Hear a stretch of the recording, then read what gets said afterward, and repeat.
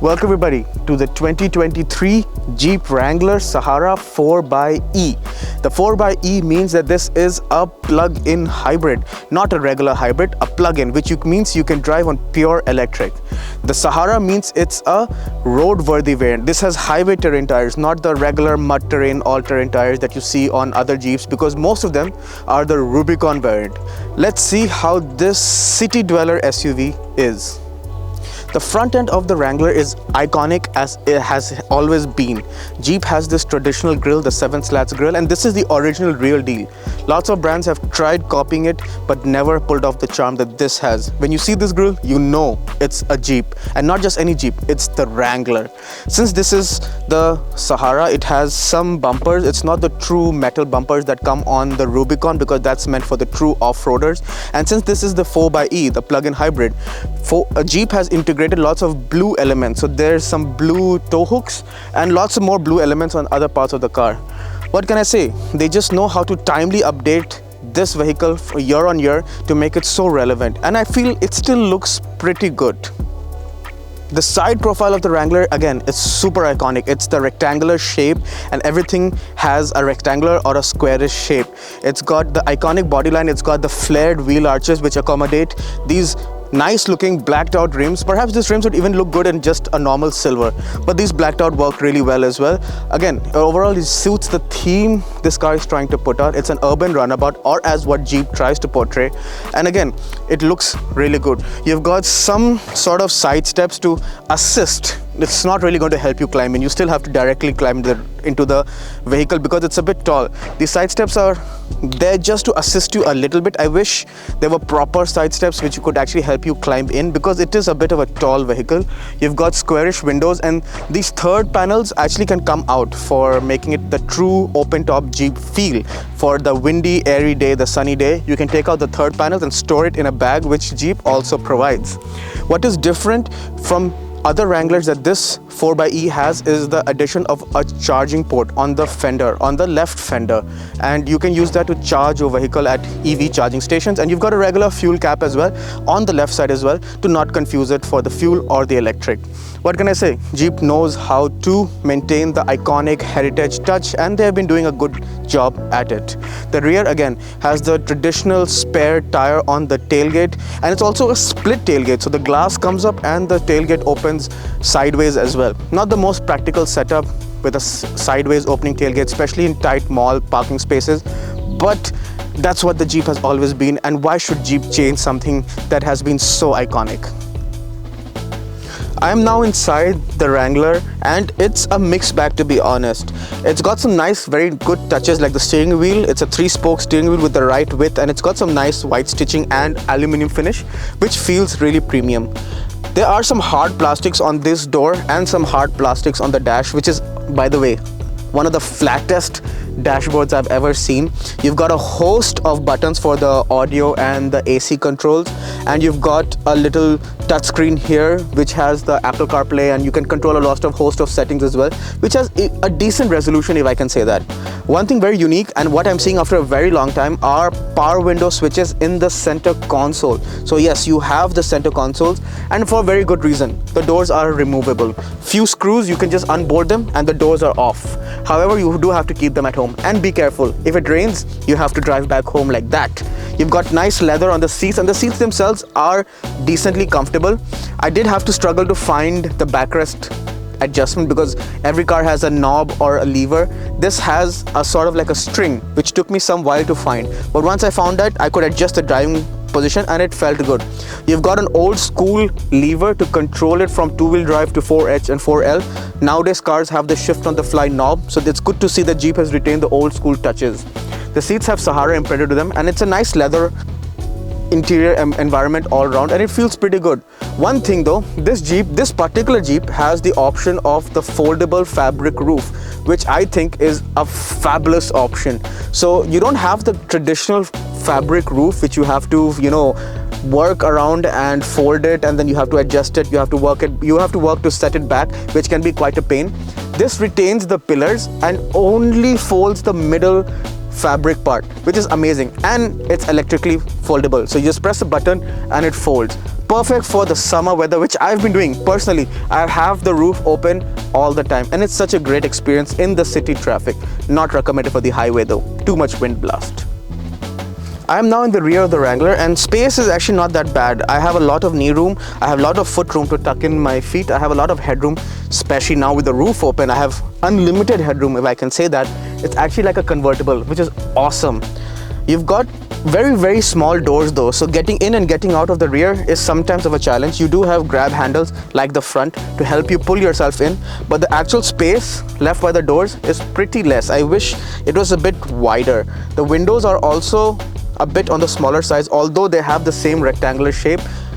It's not a deal breaker because light is let in through this roof, which honestly I feel is the best option ever on any car. It extends all the way back and there's so much light within. Middle passenger is also pretty welcome. You have a small hump, but decent space, I would say. 3 abreast would be a bit tight, 3 adults, but manageable, if I can say that. You do have a center armrest with 2 cup holders, and you've got same like the front power window switches in the middle and 2 AC vents which open up. And you also have a proper plug point to charge your any gadget you would want to use while going on a road trip or a trail or anything. What can I say? I think this vehicle is more meant to be driven though. Behind the wheel of the Wrangler 4xe, so let's get the numbers out of the way. This has a 2-liter turbocharged 4-cylinder engine mated to a electric motor which has a combined output of 375 horsepower, which is pretty healthy if you ask me.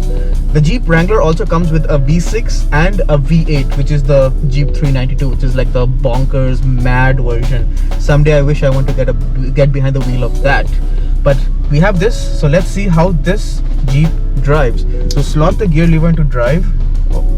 Slot the gear lever into drive and off we go. So I am currently driving this vehicle on a trail, you know, since this is a Wrangler. I know it's the Sahara, it doesn't have mud terrain or all-terrain tires, and it's not meant for off-roading, but me being me and this being a Wrangler, I couldn't stop myself. And to be very honest, even with road tires, this thing is tackling all of this with aplomb. I did not expect it to do it so effortlessly. No wheel slip, no nothing. I do have it in 4H, the auto, so the car decides when it wants to send power to which wheel, and it's been doing it flawlessly. Honestly, I did not expect it to do it so well. The ride is bumpy, but it's assuredly going to get you across your obstacle. The same ride also is a bit bumpy on highways, especially if you hit expansion joints or bumps. It can get a bit bumpy, and the faster you go, the more you're thrown around. But that's the Jeep life, and Jeep has been selling this to the public with this kind of suspension setup for years, and people have been enjoying it. That's the true essence of an old Jeep, and they have retained it with this. One more thing that they have retained is the steering. So it's a very old school steering architecture, and it takes a lot of locks to turn, and it's all over the place if you ask me. On the highway especially, it's all over the place, and you have to drive it like this to keep it straight. Trust me, I just turned like this and the vehicle did not even turn. That's how much the steering requires a handful of an action to keep it straight. What can I say? That's the charm that the Jeep has. Ooh, took a puddle, and the Jeep just did it on road tires. That's how good this 4x4 system is. The battery pack is a bonus addition. So since this is the PHEV, the 4xe, it gives you an all-electric boost as well, which you can drive only on electric if you have enough charge. I don't have enough electric charge because I've been driving on a mix on a hybrid mode with electric and gasoline, and I got an all-electric range, I think, of about 25 to 30 kilometers, which is okay. It's acceptable for daily driving, and if you have a level 2 charger, it shows me that it will charge fully in 2 hours and 15 minutes, which is again respectable. The plug-in hybrid aspect, the electric motor gives so much boost in traffic, stop-start traffic, makes this Jeep drive so effortlessly in stop-start traffic, which is truly commendable.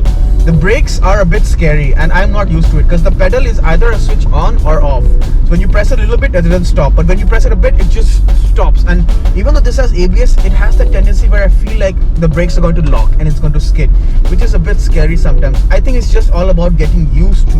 I'm now on some gravelly surfaces and I can pick up the speed, and it drives fairly well. I mean, this, as the speeds pick up, it gets a bit more comfy. And yeah, this is the Jeep life. I have the roof open, as I have been driving this vehicle only with the roof open, and I've been loving it. This is perhaps the best option I've ever seen in any car. In conclusion then, the 2023 Jeep Wrangler Sahara 4xe. Well, I really can't provide a very objective conclusion to this, because this vehicle is all about subjective feelings. Objectively, if you look at this vehicle, it's not the best around. The ride isn't very good, it's very bouncy, and the space inside is pretty cramped as well. And how can we forget the steering wheel? It's all over the place when you're driving on the highway. The plug-in hybrid element is a very nice surprise twist. It makes it that much more practical in daily usage, and because of the electrification, it helps keep the fuel economy low as well. And because of electric, you can drive it on pure electric. What else do enthusiasts want? The perfect Jeep, this is the perfect vehicle for the perfect Jeep enthusiast, where they can take it into stuff like this, where I've been driving this vehicle in slushy conditions, and even with road tires, it's been doing really well. And then head back home on the highway while saving so much fuel. If you want, you can drive on electric if you have the range. It's the perfect combination. At around $74,000 Canadian, with the options that this Jeep has, it's a bit more on the expensive side, but there is nothing like it. You cannot find another plug-in hybrid that has such rugged off-road credentials. Kudos to Jeep for being the first one, and it shows. This is one of the highest selling plug-in hybrids in the country.